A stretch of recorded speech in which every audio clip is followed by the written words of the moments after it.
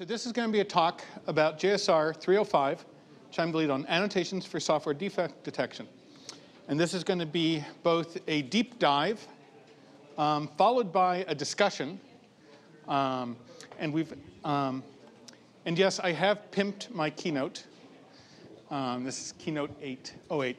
But anyway, so this is a straw man proposal. This is not a done deal. I am very actively interested in feedback about what I'm proposing. And I'm going to present a lot of details, things that are far more detailed than somebody who would be a typical user of this system would actually use. So I'm actively seeking feedback. I've got too many slides, so I don't want to get into any long debates during the discussion, but I've actually got a conference room reserved downstairs for an hour and a half after the talk, and would love to entertain all the discussions we can there, and you guys can, I'm still at Google for another week and a half, and you guys can plug me. So one thing, it's a JSR through the Java community process.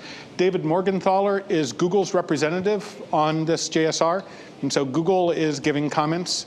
He's part of the expert group, and hopefully this will actually turn out something. Okay, so annotation. So we've already got static analysis tools. Static analysis tools can do interprocedural analysis to find some bugs that cross procedure boundaries.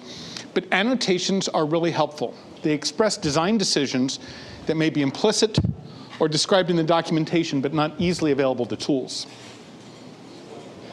All right. So here's some code.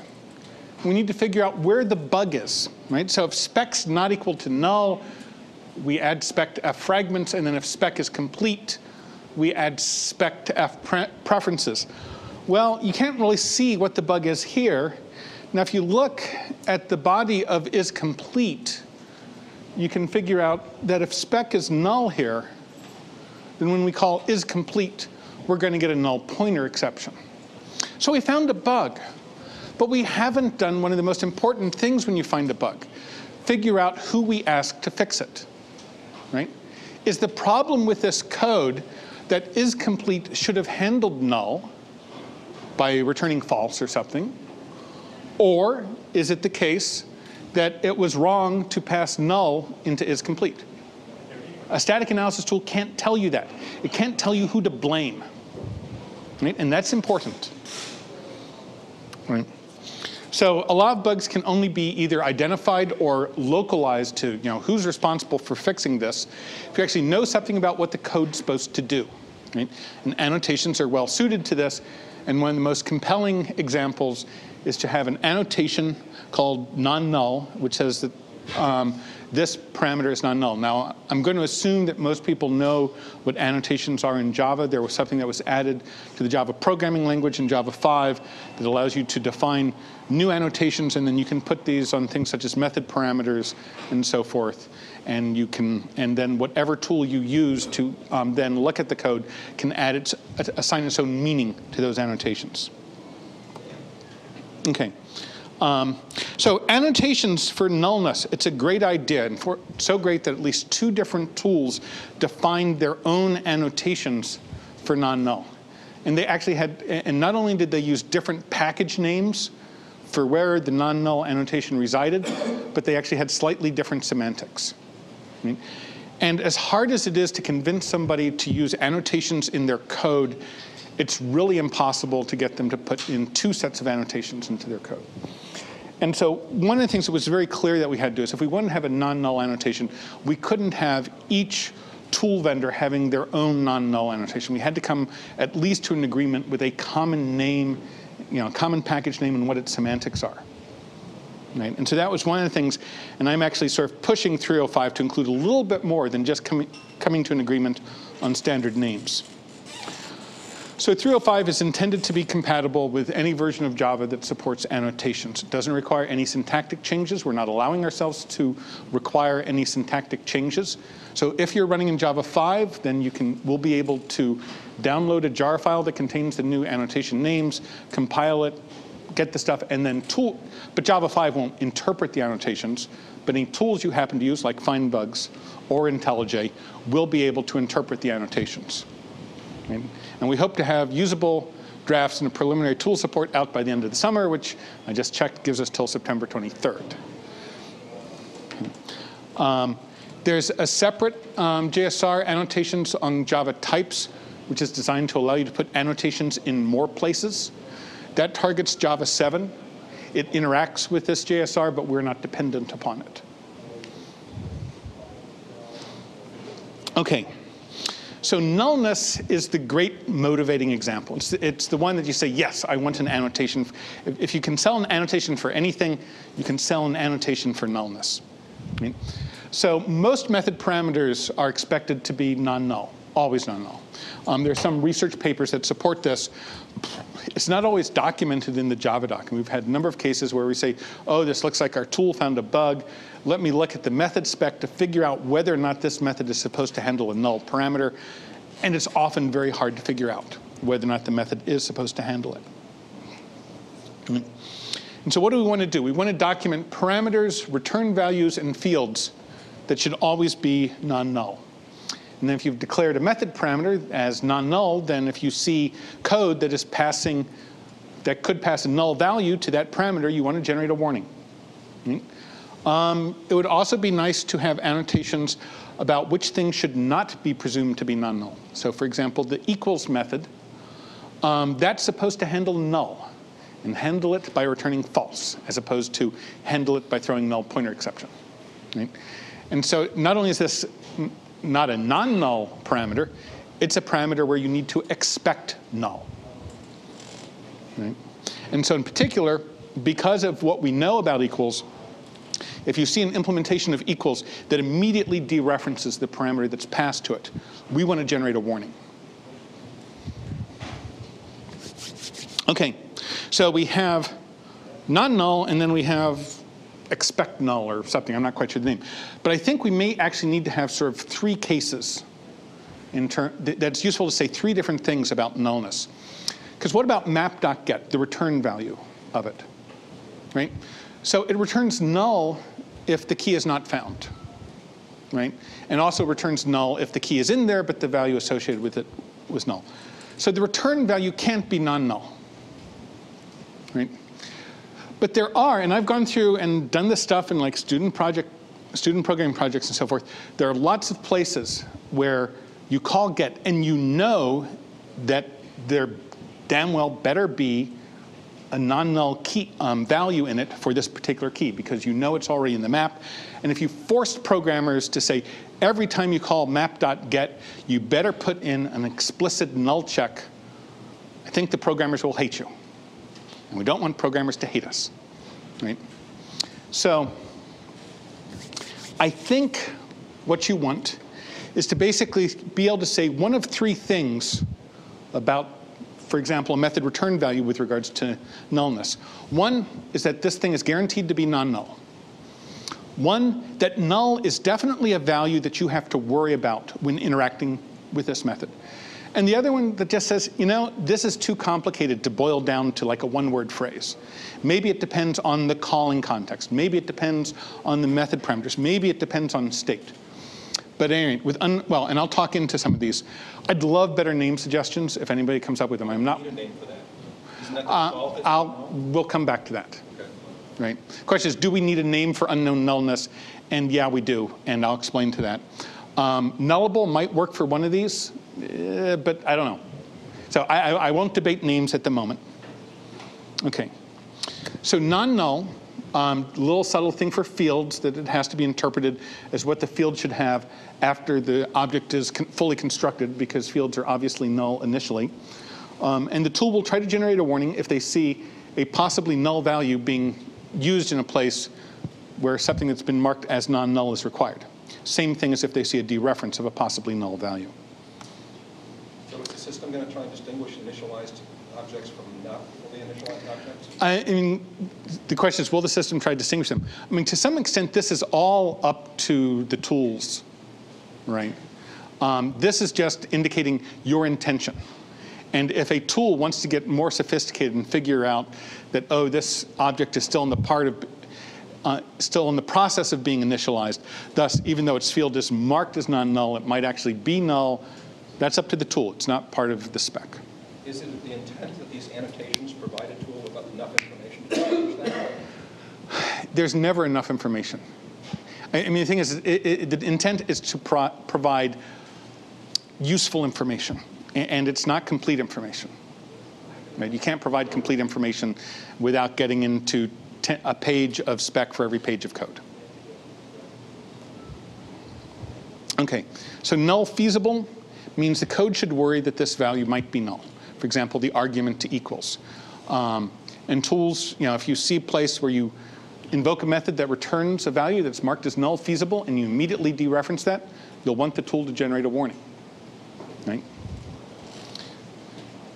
And then unknown nullness, which is the same as having no annotation, as Neil pointed out.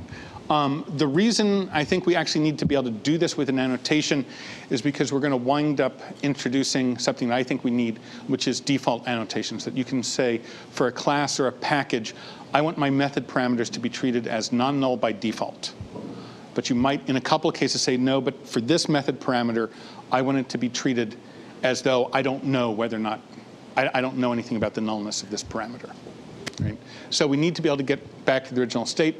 And this means that it's null under some circumstance, might vary in the subtypes, depend on other parameters or state. Interprocedural analysis might give us better information. If something is marked as non-null, if something is marked as unknown nullness, that doesn't prevent us from doing interprocedural analysis to find a potential error. It just means there's been no statement of design intent about the nullness of this element. Okay.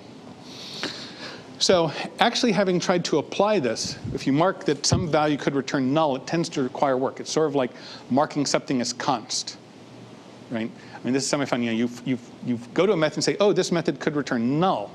So you mark it as null feasible. And then you find out, oh, well, this method returns the value of that method. So you have to go mark that one. You get this whole propagation that's a little bit similar to what happens when you use const in C++. So I'm just saying this is why I'm convinced that you need this concept of sometimes you just want to say, I don't want to state any clear guidelines about whether or not this value is null. I just want to leave it as unknown. Okay? There's a difference. Const is in the compiler. Right. And these annotations are used. But it's still a matter of once you apply an annotation of null feasible to something, you frequently have to go through several iterations of applying additional annotations or null checks in order to get rid of all the warnings out of your code. So when people make comments or questions? We can take short things. I don't want to get in any multi-minute long discussions. Oh. Sorry, what? They don't? Oh, yes, repeat the questions. OK, fine. OK. So nullness is the great motivating example, and I could talk about all sorts of various other ones that we would want to do. But actually, a lot of these form a part of basically doing a type qualifier, a way of defining additional type constraints on top of the existing Java type system. Right? Gilad Bracha has talked about pluggable type systems, which has a lot of similarities with what I want to talk about. And rather than talking about the 3 or 5 or 6 other type qualifiers that the JSR might provide, I think the most interesting thing is that we're going to provide a general framework that will allow anybody to define type qualifiers that can be interpreted by tools. Okay. So actually, I want to get to one more example before I generalize. So non-negative, right? There are a lot of methods that require non-negative parameters. Do we need positive? Maybe. Non-zero, questionable, power of 2, I can conceive of it. Prime, I think we're stretching, right? But let's just consider non-negative for a moment. If we want to have non-negative, we also want to be able to talk about something that's signed, something, a value that could be either positive or negative, or 0, right? So for example, hash code and random.nextInt return something that's signed. Right? Unknown sign would be similar to unknown nullness. So this is this idea that with nullness we had non-null, worry about it being null, and I'm not going to tell you. And with signed, we have non-negative, worry about it being negative, and I'm not going to tell you. Right? And this is a pattern that comes up when we look at a lot of these things that I think you might want to express. So the other thing that comes up a lot is, particularly if you look at APIs that were created before Java 5, a lot of people used either integer values or strings where an enumeration would have been better. Right? And this creates an opportunity for lots of potential errors that are uncaught by the compiler. So for example, here is java.sql.connection. There's a method called createStatement, which takes a result set type, a result set concurrency, and a result set holdability. And all three of these parameters are declared to be of type int. And then there's a whole bunch of public static final ints declared. Right? So there's result set.type forward only, type scroll insensitive, type scroll sensitive. And then there's concurrent read only, concurrent updatable, and then cursors over commit or cursors at commit. And if when you invoke this method, you get the parameters in the wrong order, nobody complains, right? Because it's just 3 ints, right? And you just get weird, unexpected behavior. And so how are we going to fix that? So what we're actually going to do is we're going to allow the SQL people to define their own annotations. So they can just define an annotation as simply as this. This is all the code they would need to define 3 annotations. They define one called result set type, result set concurrency, and result set holdability. So this public at interface result set holdability declares result set holdability to be an annotation. And then I put an annotation on the annotation saying that this is a type qualifier. Then once I've defined these, then in SQL, I can go in and all those method parameters that are supposed to take a result set type, I put at result set type on the method parameters. And in the public static final ints that declare the constants, I declare those to be a result set type. And now I've sort of added an additional type system on top of the Java type system. And if you try to pass things in the wrong order, we'll want the tool to generate an error. Okay? And one of the important things is that 305 isn't going to declare a result set type. It's not within our scope, right? Rather, we're going to define the meta-annotation type qualifier, which will allow anybody to define their own type qualifiers, which can then be interpreted by the tools.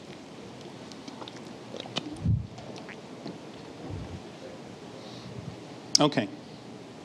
So what I showed you before was sort of like the minimal type qualifier definition, which left out a lot of capabilities. Now I'm going to show you like a full-fledged type qualifier with a bunch of bells and whistles. And this might actually be how nonnull looks. So we can tell, we can say that it's documented, right? Which means that it goes in the Java doc. We say it's a type qualifier. And then we can decide whether or not we want this type qualifier to be available through reflection or not. In this case, I said make it available at reflection. And then I've defined an interface called nonnull, sorry, an annotation called nonnull. And then I've defined 2 elements of it, when and defaultFor. And I'll be telling you what these 2 things do in just a moment. Okay? But so this is defining a type qualifier called nonnull that's documented, available through reflection, and it's got these 2 attributes. So whenever you apply it, you can optionally provide these when values. Okay, the when element. This is one of the subtle and sort of deeper parts of it. So I'll try to slow down a little bit here. And if you don't understand this, please make me stop, right? Or at least slow down. Okay, so the when element is something that when you apply a type qualifier in a particular location, it allows you to describe the relationship between the values described by the type qualifier and what can actually occur at that location. Right? So in particular, so we're going to do some little Venn diagram stuff. So we have a set of, so any type qualifier basically splits the universe in 2. It's values that have the property, values that don't have the Is property. runtime values? This is, well, particular instances of it. Yeah, runtime values, I guess. Okay. Concrete values, I would say, rather than runtime. But okay. And then when we want to describe the values that can occur at a location, one of the things that I found was quite useful is it's really nice when you try to describe something is if you can try to describe not only your knowledge, but your imprecision in your knowledge. And so when we're going to allow a user to describe what values are possible at a particular location, he's going to describe what values are definitely possible at a location, what values are definitely impossible, and what are the values that we're not sure about. We're not sure about whether or not these values can occur at this location. We don't want to say anything. We don't want to mandate anything about whether or not these values can occur at this location. Hopefully this will become clear in a few slides. And it turns out that sometimes you don't know anything is definitely possible. We just know some values aren't possible. These things may be possible, but nothing is known to definitely be possible. Okay, where's this leading? Okay, so here's the win value. We've got the universe. Concrete values that have the property, concrete values that don't have the property. And win is an enum, and it has a couple different values. One is always. And always simply says that all the values that could possibly be in this location are contained within the set. Never, everything's outside it. Now there are some esoteric ones. And once again, I'd like better names. Maybe not, which means we know that there are definitely some values that can occur at this location that are outside the set. And there might be some values at this location that are inside the set, but we're not sure. Maybe either basically means we know that there's some values that can occur at this location that are outside the set, and we know there are some that can occur inside. Maybe yes means we know that there are some values that can occur at this location that are definitely inside the set, and maybe there are some values that are not in the set. And unknown basically means we don't know anything. And I can express these in logic rather than pictures, but I figure pictures was a more useful way to do it in this context. Okay, so if we start out by defining a type qualifier non-null, then I mentioned I wanted to have this idea of saying null is feasible in this location. Well, that's simply non-null when, maybe not. Unknown nullness, I'm not going to say anything about whether or not a null value can appear here. That's non-null when equals when unknown. Okay. So for non-null, we separate the universe into the non-null values and the one null value. So non-null is inside. Null feasible. Could be both, but we definitely know that a null value is possible here. And unknown nullness says we don't really know. We know nothing definitely about whether or not it's in one or the other. Okay. So there are a lot of win values, and they're not always useful. So like we could use non-null when equals win.never to locate a place where only null is possible. Right? So you could annotate that. It's not particularly useful. But on the other hand, one of the things I think, well, if you want to have annotations about nullness, what do you start with as your building block? Do you start with null, or do you start with non-null as your building block, and then build up the other things around it? And if you started with null, then you'd want null when equals never to reflect a value that's non-null. And you'd want null when equals maybe yes to represent null feasible. Let me give you another example, negative numbers. So once again, whenever you have one of these type qualifiers, you often find yourself saying, well, what's our building block? Well, let's assume we start with the building block of negative. Right? In that case, negative when equals when.never is non-negative, and non-negative when equals maybe either is signed. And sort of showing that to you with the pictures, right? So we have non-negative we have the universe of negative values. Non-negative values are the ones that are definitely outside it. Signed, we know that this location can have values that are both negative and not negative. Unknown sign, we don't know anything definitively. Quick question. Yeah. Can you have kind of aliases? So do I really have Can you have? For annotations, do I really have, as a programmer, to type nonnull when equals null? Okay. Can I have Yes. This turns out you don't want to have to type nonnull when equals. So yes, I will propose nicknames for type qualifiers. Right. I mean, the thing is that this sort of situation came up, and I didn't really like the idea of just defining like 3 different qualifiers and saying that they're connected. And I like the idea of having one that you can put these different flavors on. But then you say you don't want to say it that whole way. Okay. You have an example of one where, and you don't have to say what it is now, you have an example of one where maybe not and maybe yes or maybe. Maybe yes and maybe no are both possible. For one annotation. No. Right. So a number of the win values are obscure and seem unlikely to be used. But they naturally fall out of the logic we want to express. And removing any of them would reduce the expressiveness and would force you into situations of, oh, well, I have to define negative as the primitive as opposed to defining non-null as the primitive. So it's possible we could reduce the scope, or it's sort of this trade-off. We could probably get by with fewer sets. It would reduce the expressivity. It's not clear it would really hurt.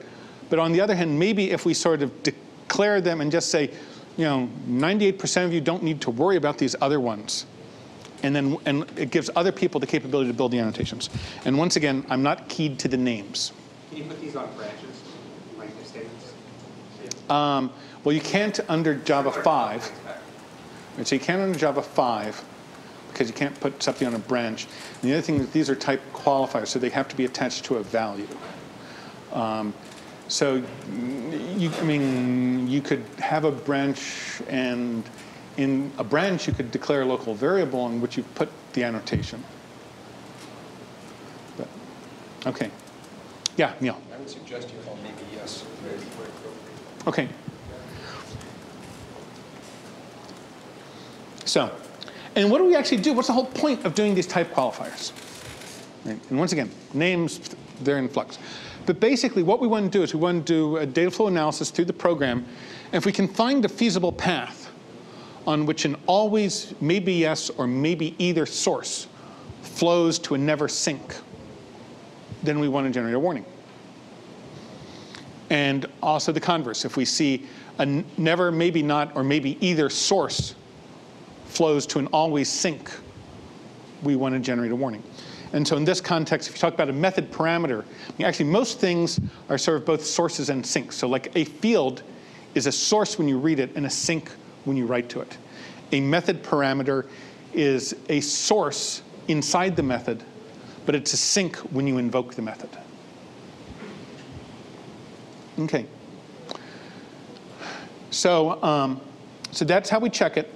Now, like I said, you want to make it easy for people to do the simple things. And like I mentioned for the result set concurrency, sometimes you don't want to bother with all this win stuff at all. You just want to say, this is really a result set concurrency, and I don't want to muddle with all, win, maybe, all that sort of stuff. So when you define a type qualifier, if you don't give a win attribute, then you can't say when it occurs.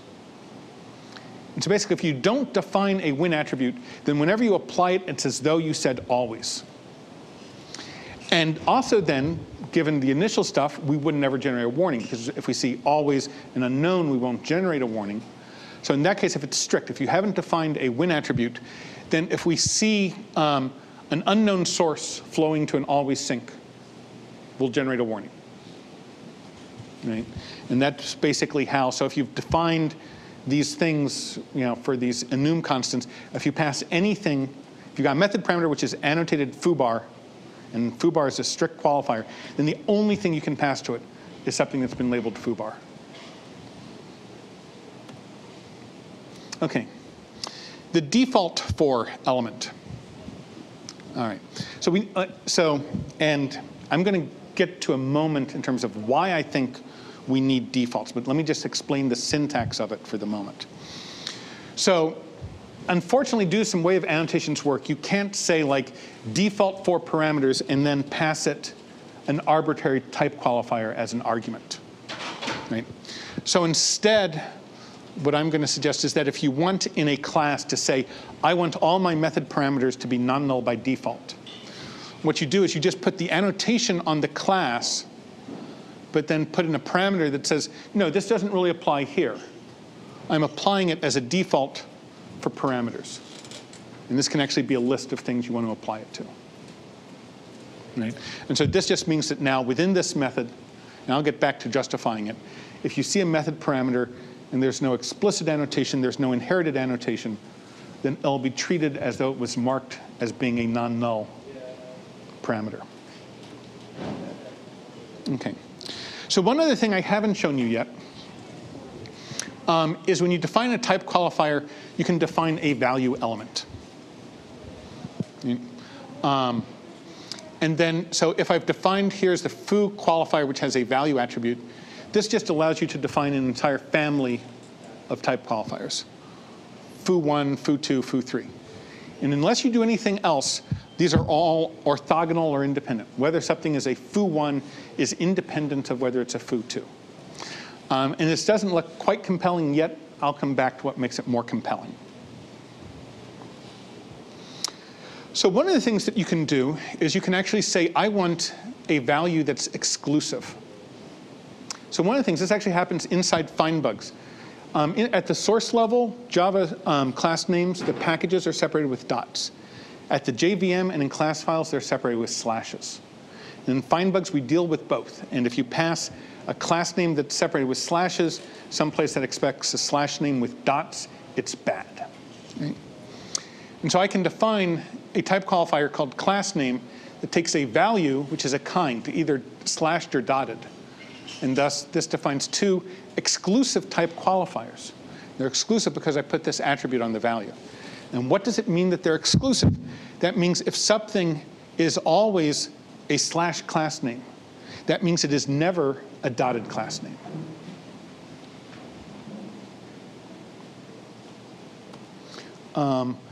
When brainstorming about possible things, we thought, well, should we also have exhaustive? Right? So if you had an exhaustive value, and in this case, it would only really make sense if the value was an enum, then if it was never red and never green, you would know it would have to be blue. I've not come up with a lot of compelling use cases for it, but it sort of seems natural. I'm not sold on this yet. Not particularly relevant or important. Although I'd be happy to have somebody come up with some good use cases for this. Sorry, what was the question? Applicable to switch statement coverage analysis? I mean, the thing is, I don't think you're going to be switching on enum types. Maybe. I mean, if nothing else, it's helpful sort of as a design decision. OK. So type qualifier nicknames. Question that's raised before. Nobody wants to be able to be typing at nonnull win equals win dot maybe not all over the place. So my proposal is that you can define your own interface, whatever name you want, and you put an annotation on it saying it's a type qualifier nickname. Right? And then anything that looks like a type qualifier, which is applied to the annotation, essentially means apply it to wherever you want. In this case, I've also provided here the defaultFor, which allows me to use this as a default. So basically, this just gives you a shorthand. It's sort of like typedef, although whenever people hear typedef, they groan, right? And there are a few subtleties to doing this, but we've generally found it to be useful. One of the other things that'll be really nice about it is that it will allow us to just go in and sort of retrofit some existing classes. So we add nonnull annotations, and we can go into the nonnull annotations that both FindBugs and IntelliJ have and say that they're a nickname for this kind of nullness type qualifier. And then they don't have to be treated specially by the tools. And we can also go in other places where people have defined their own annotations that have meanings like their type qualifiers and say, oh, this is a nickname for this kind of type qualifier. OK. Default and inherited type qualifiers. Hang on a second. Yep, sure. Sure. What if you want the null feasible interface to be nullable, but you want it to be a qualifier nickname of maybe not? You want it to be? How do I say that this, the type null feasible may be null? Okay, so generally we haven't, I mean, I've not come up with use cases where you actually put a type qualifier on a class because you want to say something about the class. Right. Right. I mean, you know, I gotta say that there's been a substantial challenge in the fact that we're working within the existing Java 5 annotations, and there are all sorts of ways we could do this if we could change the language. Right? And you know, I'm not particularly keyed to this. If you can come up with a better suggestion for doing it, I'm happy. But generally, I've not come up with use cases. I mean, so I guess the case you're sort of talking about, and it is somewhat compelling, is to say, okay, I've got a class, and every time you see a field that has this class, I want it to be treated as non-null, right? You know, I mean, maybe we can find some other way to actually do that and so forth. I mean, there are a couple of other issues. The fact that for any particular annotation, we're allowing values for annotations, but you can only apply a particular annotation once at a location. You can't apply it twice with two different elements. So we have foo sub 1 and foo sub 2. You can't apply them both in the same location. There are all sorts of interesting challenges in terms of making this work. Okay. So default and inherited type qualifiers. Okay, so most parameters are non-null, many return values in fields as well. There's been some discussion about this, but I believe that if you tell developers that you have to change the source and put in @nonnull on top of every parameter that's expected to be non-null, that they won't do it. It'll make the source code ugly, hard to read. It will involve changing too many lines of code, which will require some vice president to sign off on how many lines of code you've changed. Maybe not at Google, but at some companies I know, that's how it would be. The other thing is that just say, oh, well, we're going to treat, if you have an annotated parameter, we're going to treat it as non-null throughout your entire 10 million line code base. Right? That's also not going to sell. Right?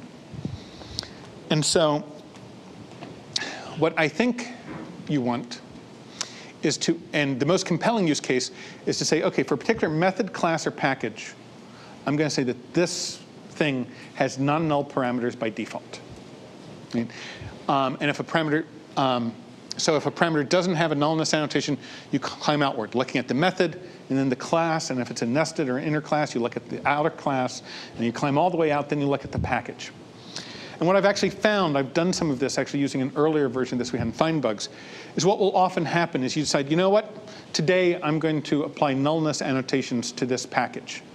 And you start by saying, this package has non-null annotations by default. And then you look at all the places where you get warning messages from your code, because there's some parameter where you are passing null, and null is OK. And then you go in and you say, oh, you know, in this place, null's allowed. Oh, this class handles a lot of nulls, and Joe wrote it, and I don't want to deal with it, so I'll just put in a class annotation of unknown nullness, because I don't want the package one to apply. And you just do several levels of iteration, and you get down to, you know, what you want. Right? So you can mark a package as having non-null parameters by default, and change that on a class or parameter basis as needed. Right? Once again, this is the proposed syntax that you just annotate the class or the package, or I guess method there'd be some problems with annotating the method due to multiple annotations of the same thing. But basically, if when you apply a type qualifier, it has a defaultFor, then that says this type qualifier may not actually be intended for this element, but it's intended for all things that are contained within this that match whatever element type is said. Okay. Inherited annotations. We also want to inherit type qualifiers. So for example, the equals method, I futzed on names, whether it's check for null or null feasible. Like I said, I can't decide on my names. But you want to inherit the fact that equals is supposed to handle null. You want to inherit the fact that compare to should never be passed a null value. Clone should never return a null value. Right? These are things you want to inherit without having to explicitly state them. So what happens, so if a parameter has an explicit annotation, then that's the one we're going to use in the analysis. There might be a separate check to see if that's compatible with inherited annotations. But if it has one, that's the one we'll use for the analysis. If there's not one, then we're going to look to see, do we inherit an annotation? Do we inherit a design decision for this method parameter, this method return value? If we do, we use that. If there is no inherited annotation available, then we're going to climb out lexically and look for a default annotation, a default type qualifier. Question? Yeah. Does that mean I could like override the equals method in the subclass saying nonnull is not, I can change the nullness of that equals method in the subclass? All right, so the question is could you change the nullness parameter for an equals method, right? The way I'm well, I mean, first off, you can do whatever you want. JSR-305 won't forbid it because we don't really say how your tool has to interpret these, right? But what I would recommend, and there's a little bit of a suggestion. What FindBugs will do is that in terms of analyzing this method, we will treat it as being non-null. But on the other hand, we will also separately generate a warning saying, you have annotated this method with something that is not compatible with the method it overrides. Sound reasonable? Okay. So it's really clear that we need to do something for nullness in terms of default annotations. Absolutely clear, right? It is not as compelling that we have to make this available for all type qualifiers, right? But maybe that's just because I haven't thought about it enough. I don't know. You could try to argue that, well, we need to do this for nullness, but it doesn't need to be general. I don't know. I like to provide general capabilities because somebody smarter than me will come up with some way to use this in some way I hadn't thought of. On the other hand, maybe somebody will come up with some really confusing way to use it that I hadn't thought of.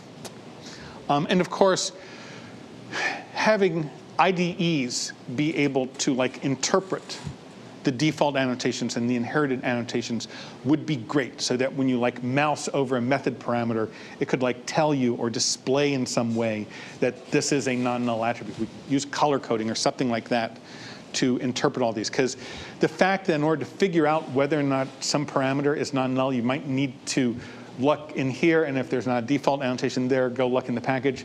That is unfortunate. And I think it would be a great place for tools to help people navigate this stuff. Yes, question? So you said that you made a quick reference, I think, for you have to put the defaultFor on the annotation. And you, instead of having at defaultFor class and then say not null. Right. But I don't understand why. Okay, the reason, so the question is, why can't you say, at defaultFor parameters as an annotation, and as a parameter you supply it with non-null. Yeah. The reason you can't is that under Java 5, when you define an annotation, the elements of that, if it takes an annotation as a parameter, it has to be a specific annotation. So I could define a annotation that took a nullness annotation as a parameter. But I can't define an annotation that takes as a parameter an arbitrary annotation. Now, I've got a proposal to change that for Java 7. Because I think that the defaultFor thing having to be repurposing the annotation types to also provide default things makes everything much more confusing. And it's not worth retrofitting that on. I'm not, if I could pass an arbitrary, if I could define an annotation which took an arbitrary annotation as a parameter, I would be using that. And perhaps we will actually deprecate this way of doing it once, if you're in Java 7, and provide a different way of doing it. But the problem is it's a limitation of the annotations in Java 5. Okay, so if you guys haven't ripped into me yet, here's some new meat. So one of the things I'd like to do is to allow you, when you define a type qualifier, to define a validator. So a validator is, and I think typically we can just do this by using a design pattern where you put a static inner class to an annotation. I didn't know you could put a static inner class in an annotation, but you can. And what this is it's a class that can check to see if a particular concrete value is an instance of the values, if it's in that set. Right? And then if you've got a static analysis tool, the static analysis tool can actually take the annotation libraries, load them, and execute them within the static analyzer at static analysis time, and check to see if this constant value is actually an instance of it. So for example, I talked about having an annotation for slashed class name or dotted class name. Right? I could write a validator that checks that. And if I see a constant value being passed to a place where a slash class name is being used, we could do a check at compile time to figure out if that is indeed a slash class name. So presumably these methods would take the tree APIs. Actually, so what I'm proposing for these is that it's not actually going to do any walking over the syntax tree. That all it will do is simply say, here's an annotation, here's an instance, like a constant value. Tell me, like a string value. Tell me whether or not it's an instance of it. So it only works for constants. At static analysis time, it will only work for constants. You could also define this thing to allow tools that would walk over abstract syntax tree. I think that's getting too complicated. So don't you want new foobies to be a non-null foobie? Non-null foobies. I think we may need to take that into later discussion. So like I said, at static analysis time, we're at least in theory only going to do this for constant values. You could actually do some abstract interpretation to try to figure out stuff, but let's not go there. You could also imagine dynamic instrumentation, right? So if I put in stuff for slash class name and dot class names, you could imagine, not with Java-C, because Java-C, we're not allowed to change the semantics, but you could imagine a tool that would do bytecode rewriting so that every place you had a method parameter that was declared as taking a slash class name, it would insert instrumentation to call the validator and check to see if what is being passed to this parameter is indeed a slash class name. You could imagine a tool that would actually insert instrumentation to check whether or not all the method parameters that were declared as non-null were indeed non-null. And this actually overlaps some with the validators with JSR-305, which is also defining a set of sort of annotations with validators that's more designed for stuff like interfacing with databases and so forth. Right? And here's an example, which is too small, but so this is a credit card number annotation. And you could define a validator that actually checks that it matches the right regular expression and performs the LUN verification, right, to verify that this is indeed a valid credit card number. And one of the other things, I mentioned that type qualifiers have this value attribute, right? So when you call the validator, you actually pass in the actual annotation, right? And so the thing is, the actual annotation has a value, right? And so if you had foo of 1, foo of 2, foo of 3, then when you call the validator, it would know whether this is a foo of 1 or a foo of 2 or a foo of 3, and it would be able to check things separately based on that. Okay. This is a little bit, we're not as far along with our implementation here. This is a little bit more out there, but I think this will be a really interesting way for people to do some things, particularly when I talked to people at Agitar and so forth, and they were very interested in not only things like validators, but generating factories to help them generate test cases. So if you have credit card number on something, then if you defined a validator for it, if you defined a factory for it, then you would have a tool that would automatically generate credit card numbers that you could try to pass to that method to generate unit tests. And so there are all sorts of things you could do in terms of, and the nice thing is you don't want to do this in terms of JSR-305 defines the credit card number annotation. The thing is, can you do the meta-annotations, the design patterns that allow tools to do this? All right, so. Do we need a way to cast? So, how do we force the analysis to assume that the result returned by a method is a credit card number, even if it can't prove it? Perhaps because we've done some sort of validation.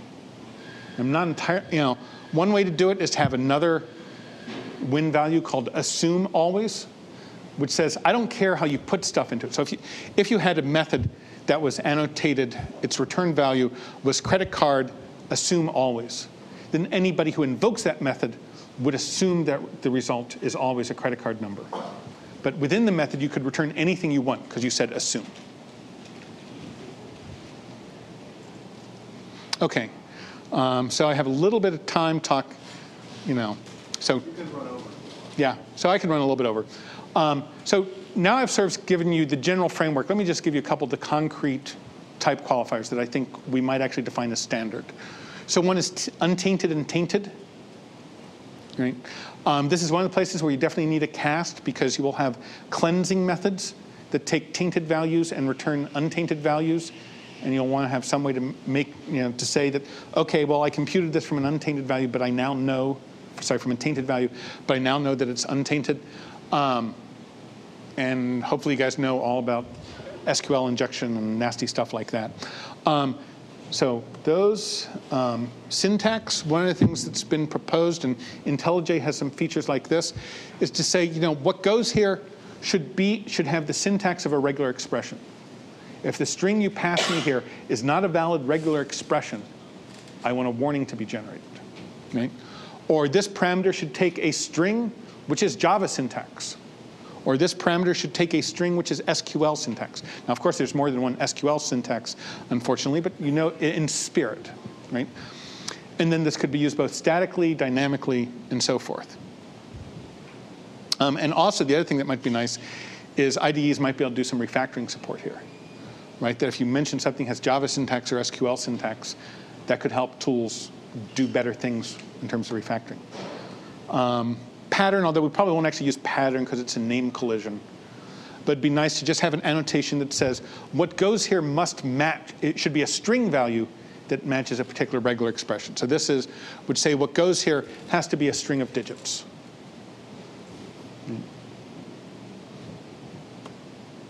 OK. So that's type qualifiers. Right. So let me see if there are briefly any questions, type qualifiers, and then I'll talk about a couple of the additional annotations I'd like to be able to provide. So we've got plenty of time for discussion afterwards. Yeah, question? So how do you propagate type qualifiers? Like if I write a method which looks up something, gets a string out of a structure, do I mark it tainted or untainted? I want the taintedness to propagate. I don't want it. So the question is, in general, for type qualifiers, is if you see an arbitrary computation, is there some sort of way to figure out what type qualifier applies to the result of this computation based on the type qualifiers of the values used to compute it? Or specify right. relationship. Yeah. Right, specify that relation in some way. So for taint, if anything tainted is used to compute something, you're going to assume the result is untainted. Non-negative, the rules for whether or not the result of an arithmetic computation is non-negative based on the sign of the arguments can get kind of complicated, right? I think we may just go one or two simple ones. Either it's contagious or it's not contagious. Right? So if it's contagious, that means if it's tainted, taint propagates. If it's uncontagious, that means if you see a computation you don't understand, you just assume that it's unknown. How do you specify it? I mean, how do I specify whether it's contagious or not? No, how do you specify? I define some routine. You don't know what it does. Right. But I want to specify that it propagates from parameter to the result or so. Yeah. So I mean, so for example, one question is how do you specify something which is polymorphic in a type qualifier?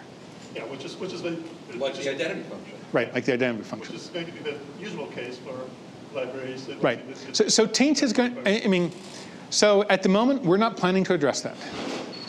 Right. I mean, in some ways, shoehorning taint into here is sort of complicated because all these rules about polymorphism and so forth. We don't. And I don't think figuring out how to do polymorphism over type qualifiers. I don't think that's well enough solved that we can propose to implement it in 305. This is very important. Maybe taint is not frequently enough used that is important. It applies to all the type qualifiers. You gave examples of it. It applies to patterns ones. Well, the thing is, it's like for nullness, right? The tool will do its own analysis based on what it knows about nullness in procedures and if statements and how instance of works to propagate nullness through that's not dependent upon type qualifiers. What I'm not sure we want to do, I mean, there has been some work on this. I don't think it's ready for 305 that allows you to define, okay, for my type qualifier, I want to give you an abstract interpretation that tells you how to compute the results based on that.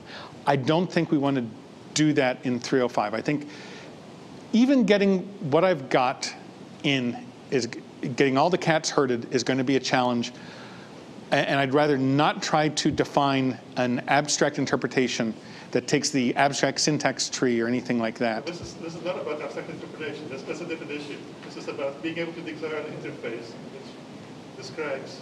Yeah, but I mean, like I said, you would also want to be able to define in a similar way how to compute whether or not the result of an arithmetic operation is non-negative or not based on the sign of the parameters. Well, that's something else. I mean, you want to be able to say that if A is null, then if the else branch, you know that A is not null. Right. So I don't think that we can shoehorn that into 305.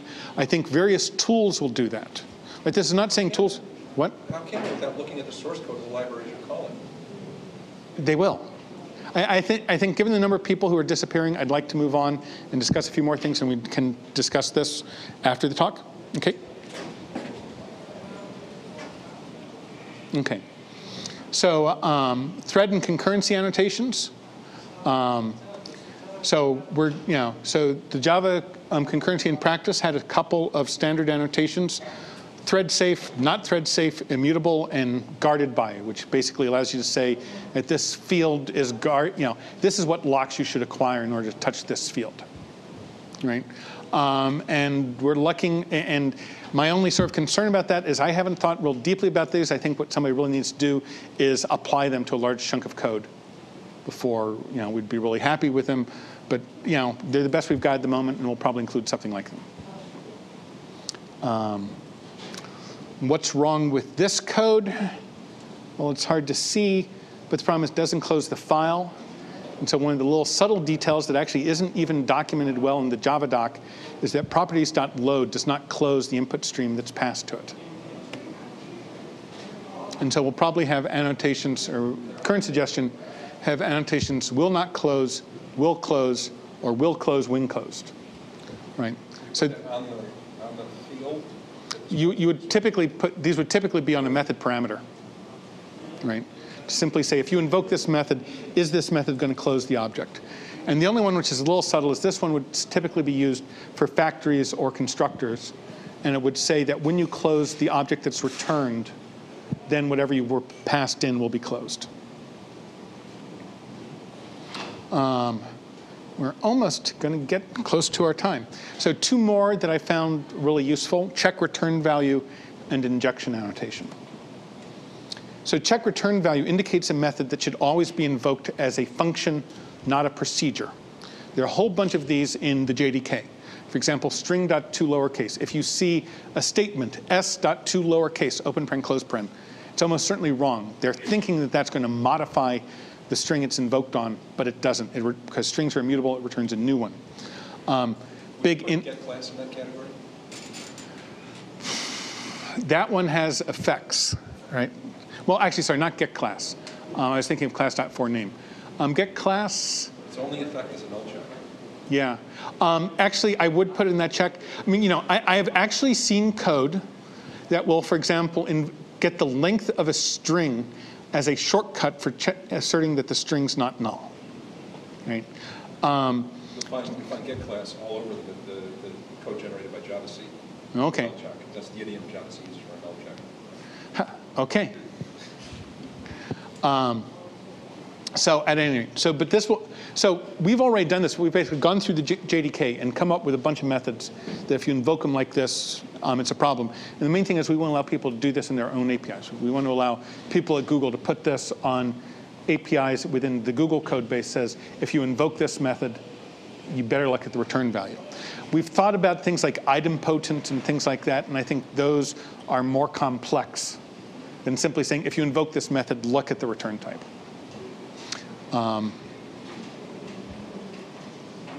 Injection annotation. So static analyzers get confused if there's a field or method that's accessed via reflection or injection. They don't understand that that can happen.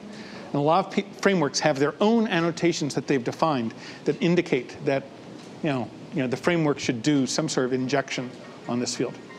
And so what we're going to do is we're going to define a meta-annotation. So we'll define injection annotation. And if you put injection annotation on an annotation you define called X, then wherever you use X, the static analyzers will understand, oh, this thing is going to be manipulated through some way I don't see in the source code. OK. So over the past 6 weeks, Dave Hovermeyer and I have largely implemented what's described here for type qualifiers, mostly Dave. We still need to work on the validators and the type qualifiers with exclusive and exhaustive values. But other than that, the basic type qualifier stuff is done. We haven't done the like will close, must close, sorry, will close, won't close stuff. And I'm now actually about ready to wrap up. So generic wrap-up slide. Static analysis is effective at finding bad code. One of the questions is bad code found by static analysis an important problem? Getting the static analysis into the software development process, big problems. It's been worked on here. And annotations will be helpful. And I think the two things. One, we got to get developers to use them.